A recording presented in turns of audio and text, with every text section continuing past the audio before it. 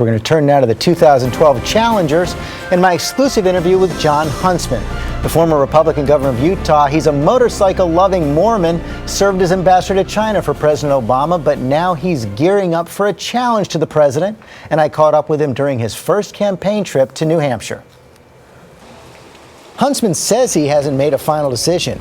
Hello, everybody. But he sure looked like a candidate Thursday. How are you? The nice owner of the establishment. He campaigned with his wife and daughters.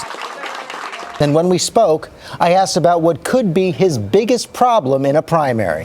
And I know you know that for a lot of Republican primary voters, the number one question is, does he have a chance? He worked for Obama. What's the answer? I worked for the President of the United States. The President asked me, the President of all the people. And during a time of war, during a time of economic difficulty for our country, if I'm asked by my President to serve, I'll stand up and do it. So you do it again? I do it again, of course. I've always been trained that when your country needs you, particularly in a critical and sensitive bipartisan position, which is the U.S. ambassador to China, that you, if there is the prospect that you can get in there and bring about change in a way that helps your country through public service, I'm there. The president is also a person, a particular person, President Barack Obama.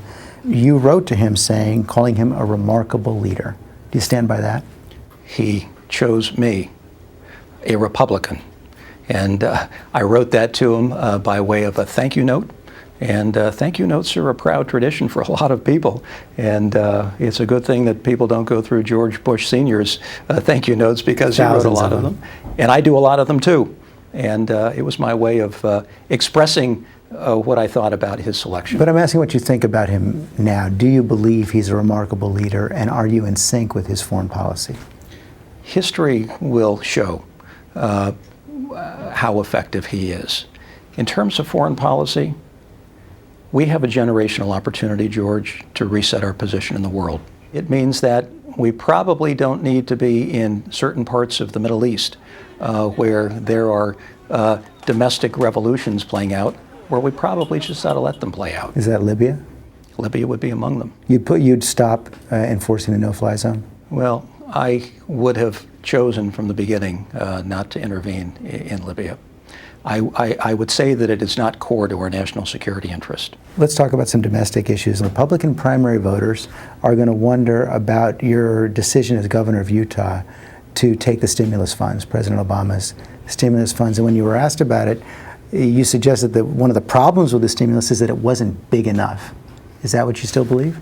If you read on in that interview, you will find that I was specifically referring to corporate tax cuts, payroll tax deductions, and focusing the stimulus in infrastructure projects that would improve our economic future. But you also did align yourself with Mark Zandi, who said the stimulus probably had to be about $1 trillion. That was his take.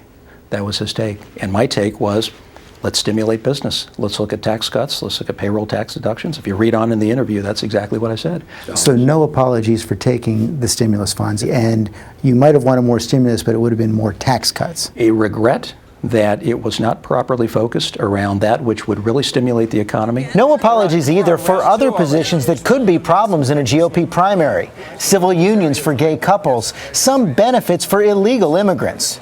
I don't change on my positions. He was squishier on cap and trade. Today our focus, although we all care about the environment, today our number one priority is the economy.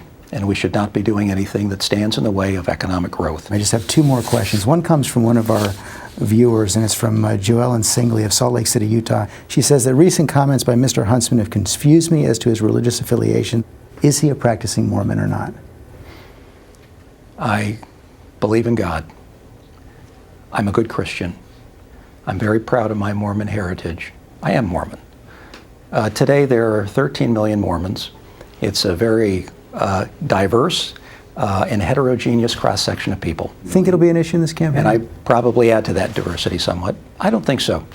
I think people want to know that you, if you get in the race, are going to be a problem solver, a pragmatic problem solver who's going to look laser-like on jobs and keeping this economy moving forward. I know you're going through your due diligence now. Is there anything that could stop you from running? My wife. That's a final decision. You either feel it inside or you don't. You don't need people who whisper things in your ear. You either have a conviction about our place and time in history and the importance of broadening and expanding the debate. Thank you very much, Governor. Thanks, George. In that interview, Huntsman also called for repeal of President Obama's health care plan and endorsed that controversial budget by Republican Congressman Paul Ryan. That's the one that tied Newt Gingrich up in knots this week, and you can read the full transcript on my blog at abcnews.com/George.